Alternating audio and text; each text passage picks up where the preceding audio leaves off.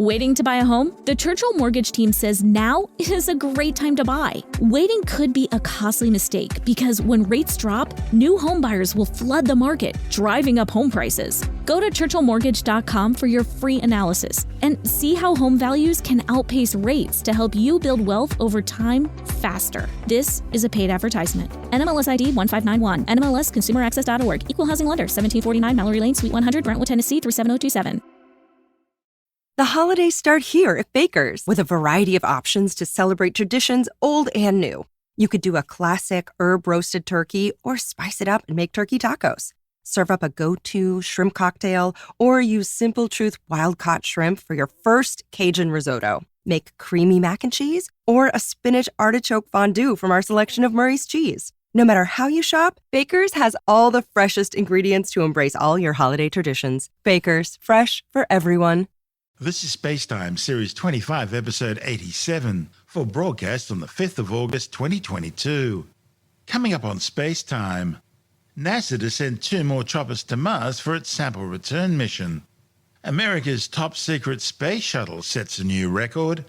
And China expands its space station. All that and more coming up on SpaceTime. Welcome to SpaceTime with Stuart Gary.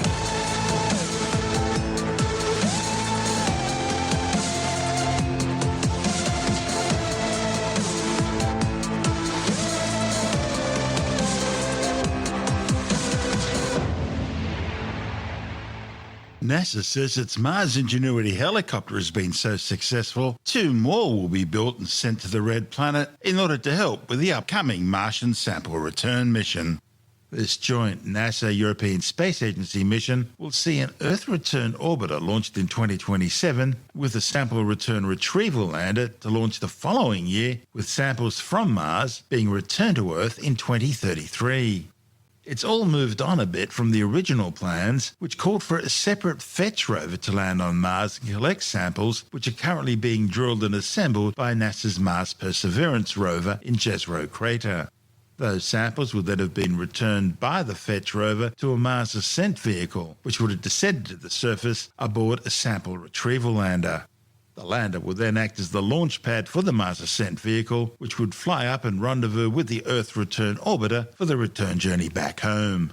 These new plans will see the Mars Perseverance rover replace the fetch rover and directly load its samples onto the Mars ascent vehicle.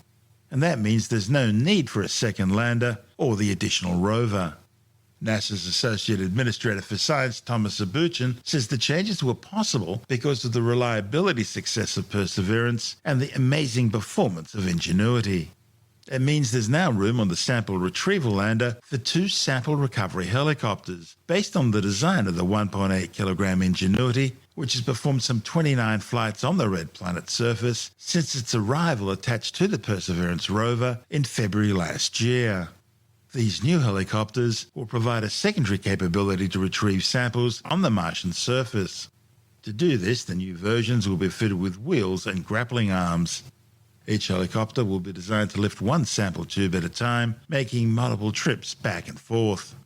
A European Space Agency-built sample transfer arm will then robotically place the sample tubes from the Perseverance rover into a special orbital sample container mounted inside the Mars Ascent vehicle.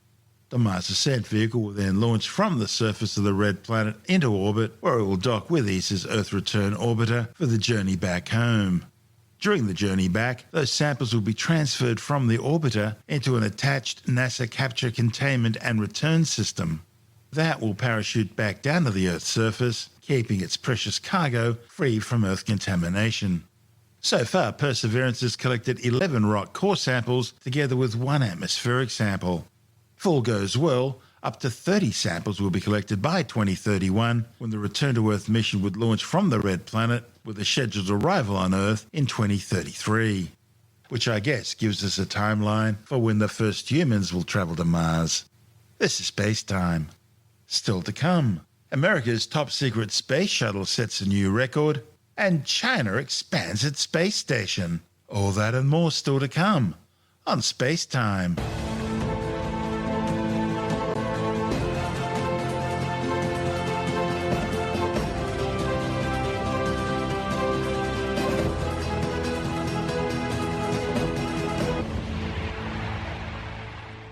Okay, let's take a break from our show now for a word from our sponsor, NordVPN. VPNs, or virtual private networks, have become an increasingly important tool in the modern world. Whether you're a business traveller trying to keep your work data secure, or someone who just wants to keep their browsing habits private, a VPN can be a lifesaver, and if you're not using one, you're putting yourself at risk for exploitation. While there are many different types of VPN providers available, we recommend NordVPN because we've been using them and we think they're the best. They offer high-quality service with strong security features and a 30-day money-back guarantee if you're not happy. Plus, they've got a range of different plans to meet your exacting requirements, and there are great savings for those who sign up for longer terms. So, if you're not using a VPN yet, now is the time to start. And right now, we've got a special deal for SpaceTime listeners.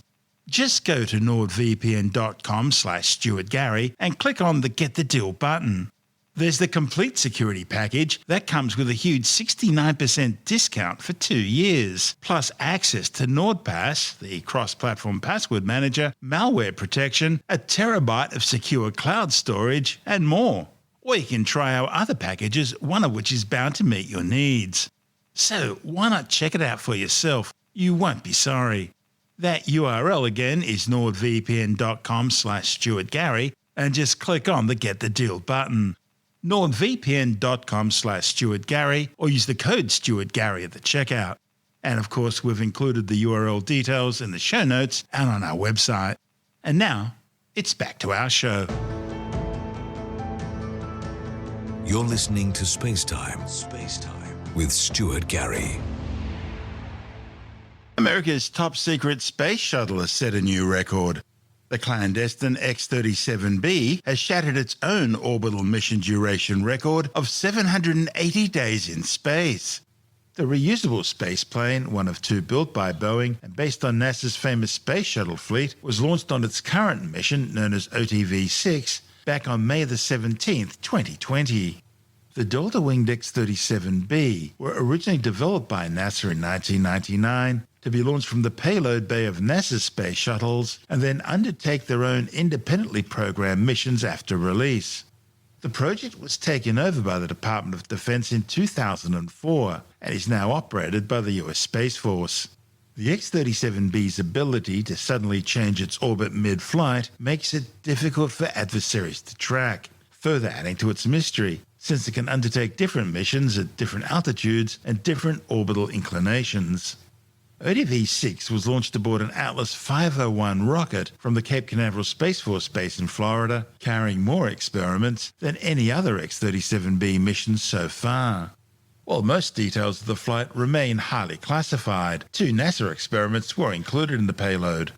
One is evaluating the reaction of different materials to long-term exposure in space, while the other is studying the effects of ambient space radiation on seeds. Among the other science packages on the flight which aren't classified is an experiment transforming solar power into radio frequency microwave energy, which is then being transmitted as usable energy down to Earth.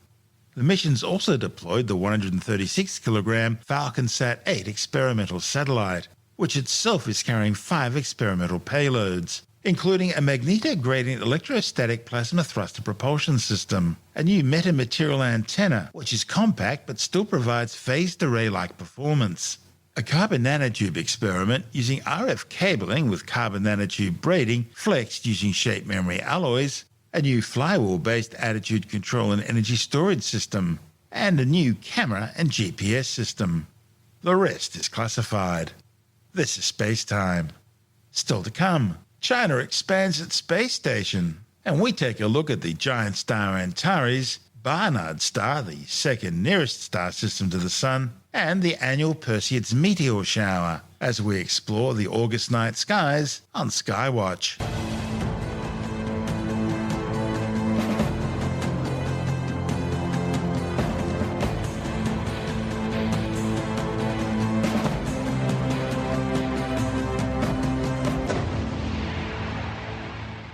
The holidays start here at Baker's with a variety of options to celebrate traditions old and new.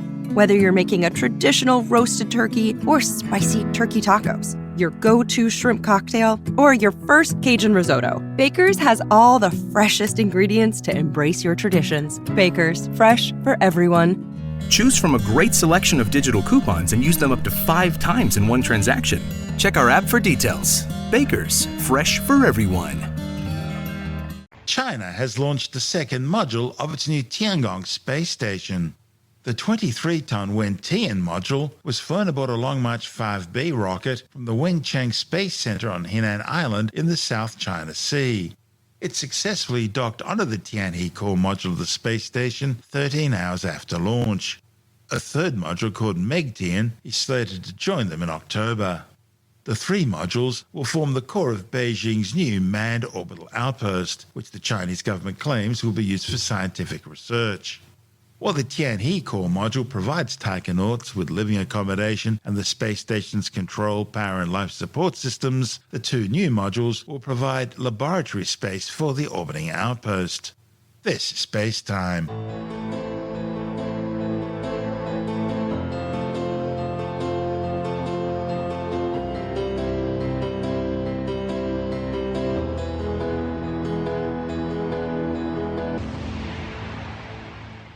With Kroger brand products from Baker's, you can make all your favorite things this holiday season. Because Kroger brand's proven quality products come at exceptionally low prices. And with a money-back quality guarantee, every dish is sure to be a favorite. These are a few of my favorite things. Whether you shop delivery, pickup, or in-store, Kroger brand has all your favorite things. Baker's, fresh for everyone. And time now to turn our eyes to the skies and check out the celestial sphere for August on Skywatch. August is the 8th month of the year in the Julian and Gregorian calendars. It was originally named Sextilis in Latin because it was the 6th month of the original 10-month Roman calendar under Romulus in 753 BCE when the year started in March. It only became the 8th month when January and February were added to the start of the year. In the year 8 BCE, it was renamed in honor of the Roman statesman and military leader Augustus, who had achieved several military victories, including the conquest of Egypt during the month.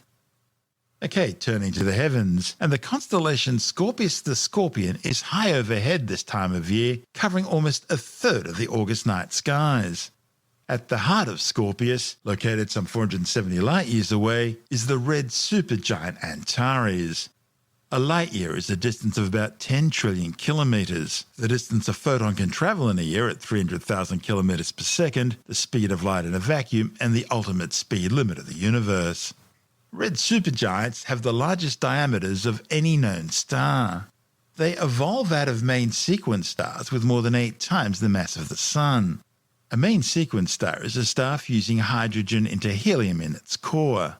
When stars stop fusing hydrogen into helium in their core, the balancing act between gravity pushing a star's mass down towards the centre and energy from nuclear fusion in the core pushing outwards ceases, and gravity wins, causing the star to begin to collapse inwards, crushing the stellar core until the increase in pressures and temperatures trigger helium fusion. At the same time, a shell of hydrogen around the core begins to fuse, causing the star's outer gaseous envelope to expand out into a bloated giant. And now, being further away from the core, the stellar surface starts to cool down, becoming redder in colour. While Sun-like stars will become red giants, those that are far bigger, 8 times or more the mass of the Sun, become red supergiants. Supergiants will fuse all their core helium into carbon and oxygen within just a few million years. They'll then begin fusing this core carbon and oxygen into progressively heavier and heavier elements until they eventually begin to produce iron in their core. Now, no star, no matter how massive it is big enough to fuse iron into heavier elements. And so then the star will collapse catastrophically in what's known as a core collapse supernova, an explosion bright enough to outshine an entire galaxy. The end result of this core collapse supernova will be the creation of either a neutron star or a black hole, depending on the progenitor star's mass. The name Antares means rival of Mars, and indeed when they're close together in the sky, they do look very similar.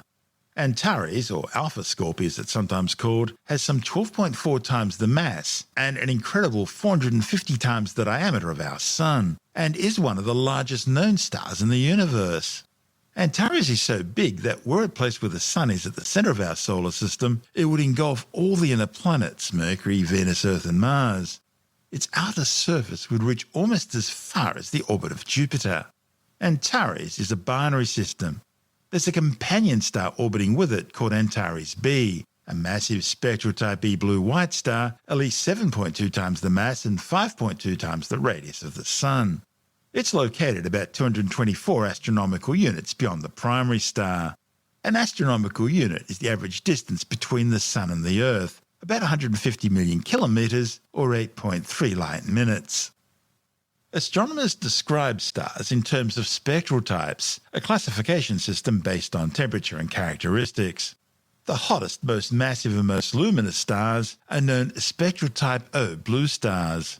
They're closely followed by spectral type B blue-white stars, then spectral type A white stars, spectral type F whitish-yellow stars, spectral type G yellow stars, that's where our Sun fits in, spectral type K orange stars, and the coolest and least massive of all stars are spectral type M red stars, commonly referred to as red dwarfs. Now, each spectral classification is further subdivided using a numeric digit to represent temperature, with 0 being the hottest and 9 the coolest, and a Roman numeral to represent luminosity. Now, put all that together, and our Sun is a spectral type G2V or G25 yellow dwarf star. Also included in the stellar classification system are spectral types LT and Y, which are assigned to failed stars known as brown dwarfs, some of which were actually born as spectral type M red dwarf stars, but became brown dwarfs after losing some of their mass.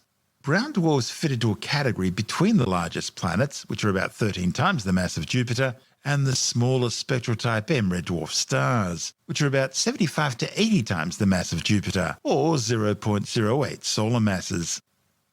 Located near Antares is the spectacular globular cluster Messier 4, or M4 for short. Named after the 18th century French astronomer and comet hunter Charles Messier, it's one of a catalogue of 103 fuzzy objects which weren't comets, and so were of no interest to Messier, and so he made a list of them, so he didn't waste his time looking at them. Other astronomers have since added further celestial objects to the catalogue, bringing the total to around 110. Located some 7,000 light-years away, Messier 4 can be seen through a pair of binoculars, making it one of the closest globular clusters to Earth. Globular clusters are densely packed spheres containing thousands to millions of gravitationally bound stars, which it's thought were either originally all born at the same time in the same stellar nursery, or are the surviving cores of galaxies that have been cannibalized by larger galaxies. They're almost always found orbiting the halo of galaxies. The Milky Way has about 150 of them, and they're all usually very ancient, some dating back to around 12 billion years. Located just below the sting of Scorpius are two open star clusters, M6 and M7. M7's the nearer of the two, located about 800 light-years away, while M6 is a more distant 2,000 light-years. Open clusters are less densely packed than their globular cluster counterparts, with the stars inside them less gravitationally bound and more prone to drifting away over time. Another open star cluster in Scorpius is NGC 6231, located about 6,500 light-years away, just near the star Zeta Scorpii. NGC 6231 is a bright open star cluster containing around 120 stars, including a significant population of highly luminous supergiants, numerous white-yellow stars, and at least 2 Wolf-Rayet stars. Wolf-Rayettes are extremely luminous evolved stars reaching the ends of their lives. Having run out of hydrogen for core fusion, they're no longer on the main sequence and are instead fusing progressively heavier and heavier elements in their cores. This causes them to have surface temperatures of up to 200,000 degrees Celsius, and such extreme temperatures generate powerful stellar winds. Just behind Scorpius is the constellation Sagittarius, the half-man, half-horse of Greek mythology. And as we mentioned in last month's Skywatch, the centre of the Milky Way galaxy is found in Sagittarius, roughly 27,000 light-years away. The name Sagittarius could be traced back beyond the Greeks to the ancient Mesopotamian archer god Nergal. Sagittarius is known for its many nebulae and clusters, more than any other constellation. One of the largest and brightest is the globular cluster M22, big enough to be visible to the unaided eye. Located about 10,600 light-years away near the galactic bulge, M22 is more elliptical than most globular clusters. It's located just south of the ecliptic, the plane in the sky upon which all the planets orbit the Sun, and it contains over 70,000 stars, covering an area of around 100 light-years. It also contains at least 2 black holes, and is one of only a handful of globular clusters known to contain planetary nebulae, the puffed-off outer gaseous envelopes of dead Sun-like stars. Located in the sky next to Scorpius in the west and Sagittarius in the east is the constellation Ophiuchus, the healer or serpent-bearer, often portrayed as a snake coiled around a man. In Greek mythology, Ophiuchus raises Orion from the dead after he was bitten by Scorpius. Ophiuchus contains several star clusters and other interesting features, including Barnard star. Barnard star is the second nearest star system to the Sun, beaten only by the Alpha Centauri triple star system. Located some 5.9 light-years away, Barnard star is a spectral type M red dwarf, about 0.144 times the mass of the Sun. Our Sun is around 4.6 billion years old. At between 7 and 12 billion years of age, Barnard star is considerably older than the Sun and may be among the oldest stars in the Milky Way galaxy. It's lost a great deal of rotational energy, and its periodic slight changes in brightness indicate that it's rotating about once every 130 days. By comparison, our Sun rotates roughly once every 29 days. Given its age, Barnard star was long assumed to be quiescent in terms of stellar activity. But in 1998, astronomers observed an intense stellar flare, indicating that Barnard star is indeed a flare star. Flare stars are variable stars that can undergo unpredictable dramatic increases in brightness lasting a few minutes. It's believed that the flares of flare stars are analogous to solar flares in the Sun, in that they're generated by stellar magnetic energy stored in the star's atmosphere. Lying just to the west of the Scorpion is the constellation Libra, the Scales. In Greek mythology, Libra represents the claws of Scorpius the Scorpion. However, the Romans considered Libra a distinct separate constellation from Scorpius and thought them to be the scales symbolizing the equinoxes, the times of the year in March and September when the Earth gets equal lengths of day and night. That's because 2,000 years ago, when all this was made up, the Sun moved into Libra at the time of the September equinox.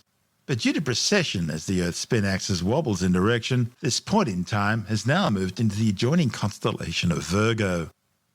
If you look to the south in the Southern Cross, that's the constellation Centaurus, another half-man, half-horse mythical beast.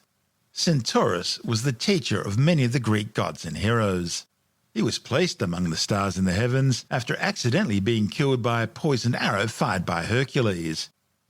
Close to the pointer star nearest the Southern Cross, Beta Centauri, lies NGC 5139, Omega Centauri, the largest and brightest globular cluster in the visible sky. Because of its brightness, the ancient Greek mathematician and astronomer Claudius Ptolemy originally thought Omega Centauri was a star. It has a diameter of more than 150 light-years and contains an estimated 10 million stars, giving it some 4 million times the mass of our Sun. Located some 15,800 light-years away, Omega Centauri is another very ancient globular cluster, around 12 billion years old. And it contains many so-called population 2 stars. These are the second generation of stars to have formed, and were created directly out of the remains of the very first stars in the universe. Stars in the core of Omega Centauri are so crowded, they're estimated to average only 0.1 light-years away from each other. And that compares to the nearest star to our Sun, Proxima Centauri, which is some 4.2 light-years distant. Located close to Omega Centauri in the sky is the giant lenticular galaxy NGC 5128 Centaurus A, which we see looking like it's split in half by a thick band of dust. The galaxy was discovered in 1826 by astronomer James Dunlop from his home in what is now the Sydney suburb of Parramatta, a time long before the bright lights of a modern city would make such a discovery impossible.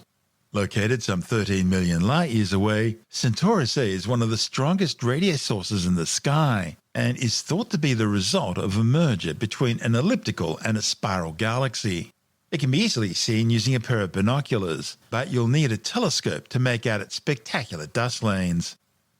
August is also the time of the peak of the annual Perseids meteor shower.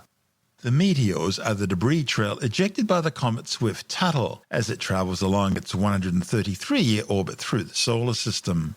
As its name suggests, the Perseids radiant, that is the point in the sky from which the meteors appear to originate, lies in the constellation of Perseus. The Perseids are one of the oldest known meteor showers, with early Chinese historical records of its activity going back almost 2,000 years. They're active between July the 17th and August the 24th, with a peak on August 12th with around 60 meteors an hour being visible. The Perseids are very bright and fast-moving meteors, travelling at speeds of 59 kilometres per second. They're best seen between midnight and just before dawn, producing long, bright trails and some fireballs. Most Perseids burn up in the atmosphere at altitudes of over 80 kilometres. They're best seen from the northern hemisphere, so for southern hemisphere skywatchers, look to the north with the radiant below the northern horizon. And now joining us for the rest of our tour of the August night skies is Jonathan Nally, the editor of Australian Sky and Telescope magazine. It's August, so the Milky Way is dominating the evening sky this time of the year. If you go outside in the mid-evening, early evening during August, you'll find the Milky Way, which of course is our galaxy just seen from the inside. You'll find the Milky Way stretching all the way across the sky from the northeast down to the southwest. And the centre of the Milky Way, in the region of Sagittarius, is pretty much directly overhead for those lucky enough to live at the latitude of Sydney in the southern hemisphere, and which means we've got brilliant views into the heart of the galaxy. And that's one of the reasons why a lot of big observatories were set up down here in various countries in the southern hemisphere, in Australia, South Africa and Chile and those sort of places, because astronomers are very interested in what goes on in the centre of the galaxy because it's the nearest galactic centre that we've got. So it makes a lot of sense to study it from down here. Our friends in the northern half of the planet don't get to see much of this part of the sky high up, at least from, say, North American latitudes or UK and through Europe. It's either very low on the horizon or even below the horizon. They never see it if you're that far north. Down in the south for us, you can see the Southern Cross at the moment. It's in the southwest, lying on its right-hand side, about halfway up from the horizon in the mid-evening. The cross itself is also within the band of the Milky Way, so this Milky Way is stretching across the sky.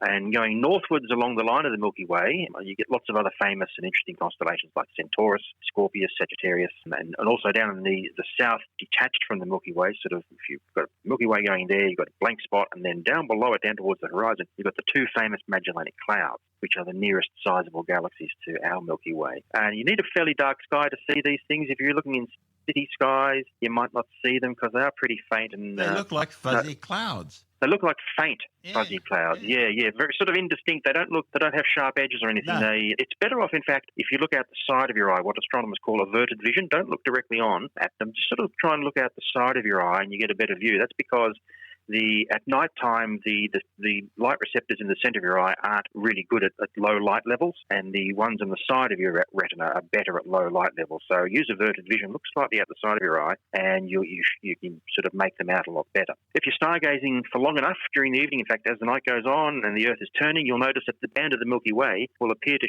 shift from stretching across the northeast to the southwest. It'll appear to shift more around to the north and west, and it'll be getting lower and lower in the sky. That's as the Earth is rotating, of course, until by around about 4 o'clock in the morning, you'll think, where's the Milky Way gone? It sort of seems to have disappeared. Well, it's still there, but you probably can't see it because it's laying sort of flat all the way around the horizon. And as the night continues to go on further, then you'll see the other half of the Milky Way starting to come up in the east. So if you are a morning person, there is plenty to see in the eastern half of the sky in the hours before dawn. This includes the fabulous constellation Orion, the Hunter, with its bright stars Rigel and Betelgeuse.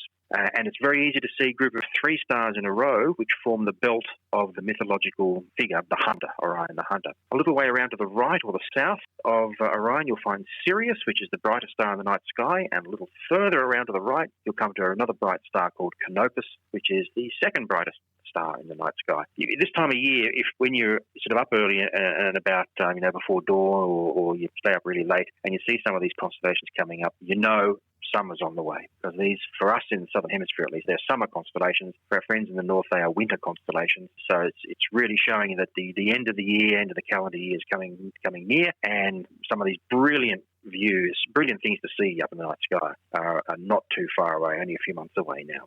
Now, turning to the planets, and for once I'm glad to be able to say that we're heading for pretty good conditions to see the planet Mercury. Mercury, a lot of the time, stays very close to the horizon, either after sunset or just before dawn, and so it can be hard to see, not only because it might be lost in the glare of the twilight and the dawn light, but also because being so low down, if you've got buildings or trees or anything in the way, then it's going to block the view, of course, and you won't see it because most of the time it stays pretty close to the horizon. But at the moment, you'll be able to see it in the west after sunset. It just looks like a brightish sort of star. If you take a look on August the 4th, you'll find it fairly close to a bright star, a star called Regulus, which is the brightest star in the constellation Leo. The other inner planet, Venus, you'll be able to see that for the first week or so of August. It'll be low down on the eastern horizon before dawn. So you've got to be an early riser, look out to the east before the sun gets up, just as the sky is starting to lighten a little bit and you can see a bit of a dawn glow coming up. You should be able to see Venus big and bright, but fairly low down on the horizon, but getting lower every day. So by the end of the month, by the end of August, it will have become lost in the glare of the sun and it'll be out of view for a couple of months or a few months now. It'll pop back up. I think it's in December, and then we'll get another good view of it for the few months after that. Jupiter, planet Jupiter, big and bright in the evening sky. Look for it in the east after sunset. This planet will be at opposition next month in September. Now, opposition is when a planet and the sun are in opposite directions as seen from Earth. And what that means is that for someone here on Earth, when you're seeing the sun go down in the west, the planet's going to be rising up in the east. And there's nothing mystical or magical about that. All it basically means is that you've got the whole night then to look at it. Because as the sun goes down, the planet's coming up, you've got 12 hours or so, or 8 hours or 9 hours, depending on what your particular season is, to study this planet all night long, which is going to be really, really good. Have you seen the brilliant James Webb image of Jupiter that's just been published? Yes, I have seen that. I haven't had a good look at it yet, but it looks pretty good. And look, they'll get even better pictures as the months and years go by. But I've actually just written an editorial for the next issue of Australian Sky and Telescope magazine and about Webb and the fantastic things it's going to see. And the thing that most people are concentrating on, and fair enough too, is the views that it's going to give us of the far distant universe, both in terms of distance and time, looking back in time, the earliest galaxies. But I'm actually really keen to see what it's going to do, looking at our solar system and things that might be close to our solar system. So, for instance, new planets perhaps, planets that haven't been found that on the far outskirts of our solar system, Planet X, that sort of thing, or even just more sort of Plutinos, those sort of ones that are out there in the far distant reaches beyond Pluto and that sort of area, because Webb, the James Webb Space Telescope, being optimized for infrared, will be able to pick up very, very cold things that don't give off a lot of heat, that are only shining in the faintest of reflected so lots light. of brown dwarfs and exoplanets. Brown dwarfs, exoplanets, and Pluto-like objects that are far out beyond Pluto. Trans-Neptunians. Trans-Neptunian things, yeah, all those sort of things. I mean, there are lots of them out there, and no doubt there are lots more to be discovered. So that's what I'm really looking forward to, because in a way, I'm just going to contradict what I was about to say. I was going to say that, there are a lot of those things out there we haven't really seen before, but we've seen things like them, just as looking back through time towards the Big Bang, we've seen plenty of other galaxies and things. And this is the thing too, that James Webb Space Telescope is both revolutionary, but I think it's more evolutionary. It's going to be doing pretty much the same kinds of things that have come before, but it's being far bigger and more modern and all that sort of stuff. It's going to be able to do those things a lot better. So it's the improved resolution you're excited about? The improved resolution, the sensitivity of its detecting system. So you could have a telescope you could have two telescopes side by side, and they might be the same size and everything. But if one's got more sensitive detectors or receivers on it that can discriminate very, very faint signals, as scientists call them, from background noise and background interference, then that's what you really want. You want large size, which gives you an ability to see detail, and you want high sensitivity to be able to detect faintness. That's what you really want. Because a lot of the things that astronomers are interested in are so far away that they are incredibly faint. And when you're talking about these galaxies right back towards the beginning of the universe, I mean, they're super faint, super faint. Just, sort of thing you could not even dream of seeing 30 or 40 years ago. So it's going to be able to do the same kinds of things that have been done before, but so much better. And that will no doubt bring lots and lots of discoveries. So, but I'm particularly interested in seeing what it's going to be able to pick up in our solar system and that are not far beyond our solar system, not necessarily because that's my particular main interest, but I think it's just an area that hasn't really been, what should we say, explored as much as it might. It's sort of more our backyard, and there's still lots to find out there, I think. So anyway, there we go. So I did see the pictures of Jupiter from Webb. Couple more planets to go. One more planet, really, Saturn. And so speaking of opposition, I was just talking about how, opposition is when a planet and the sun are in opposite directions in the sky, so it gives you lots of nighttime viewing. Well, Jupiter's opposition is going to be next month, September, but this month, Saturn reaches opposition on August the 15th. So great time to see Saturn. So around about that time of the month when the sun's going down, Saturn will be coming up over the horizon in the east. Now, to the naked eye, Saturn just looks like a bright, slightly yellowish coloured star out in the eastern sky. But if you get a chance to look through a telescope, even a small one, you will see its rings. And there's just nothing like seeing Saturn through a telescope, particularly for the first time. It's just one of those wow moments.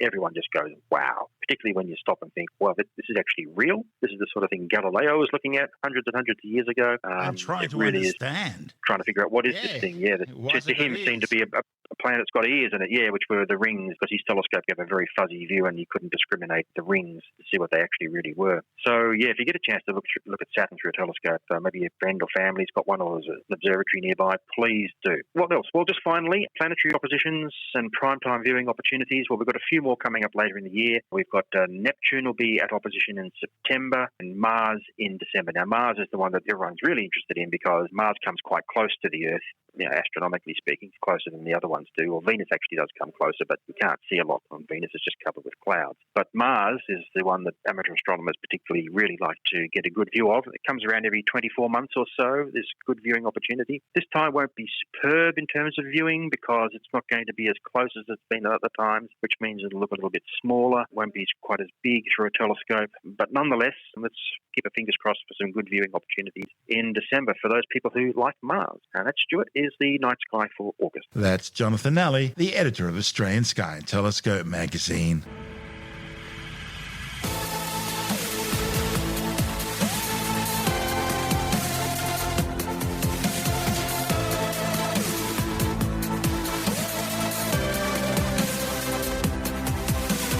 And that's the show for now. SpaceTime is available every Monday, Wednesday and Friday through Apple Podcasts, iTunes, Stitcher, Google Podcast, Pocket Casts, Spotify, Acast, Amazon Music, Bytes.com, SoundCloud, YouTube, your favourite podcast download provider, and from spacetimewithstuartgary.com. SpaceTime's also broadcast through the National Science Foundation on Science Zone Radio and on both iHeartRadio and TuneIn Radio. And you can help to support our show by visiting the SpaceTime store for a range of promotional merchandising goodies. Or by becoming a SpaceTime patron, which gives you access to triple-episode commercial-free versions of the show, as well as lots of bonus audio content which doesn't go to air, access to our exclusive Facebook group, and other rewards. Just go to spacetimewithstuartgary.com for full details. And if you want more SpaceTime, please check out our blog, where you'll find all the stuff we couldn't fit in the show, as well as heaps of images, news stories, loads of videos, and things on the web I find interesting or amusing.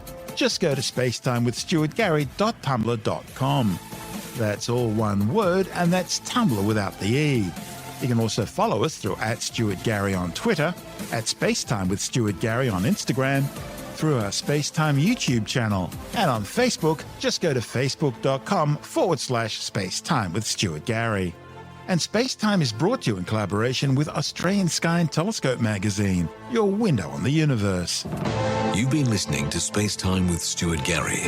This has been another quality podcast production from Bytes.com.